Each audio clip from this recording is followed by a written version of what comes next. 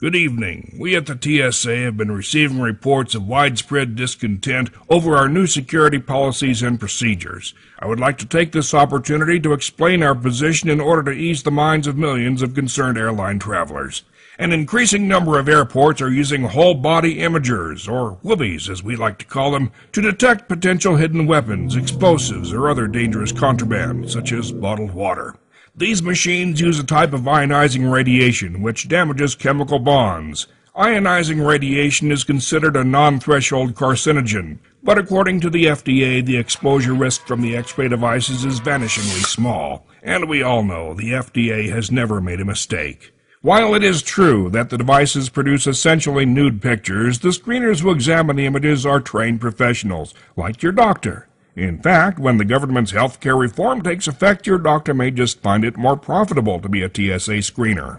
If you refuse the WBI screening, you'll be subjected to a thorough pat-down search, or freedom frisk as we like to call it, which does include the naughty bits. This procedure is as non-intrusive as possible. If it helps, just think about baseball. If your family chooses this option, we encourage you to use it as a teachable moment for your children. Explain to them that there's no such thing as a bad touch as long as it's done by a government employee. They'll thank you later for this valuable life lesson. If you refuse both security measures and leave the premises, you may be arrested and fined up to $11,000.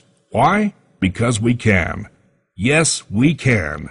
We're mandating these procedures for your safety. We're just doing our jobs, and with us, that's job one. Our jobs, that is. Your safety is right up there, too. But if you've got a nuke stashed in your lower intestine, that's none of our business. Yet. The new proctoscope machines are still on back order. Please don't judge us. We aren't monsters. Most of us, anyway. There is a hiring quota for monsters at the TSA, but it's very low. Most of them work in baggage handling.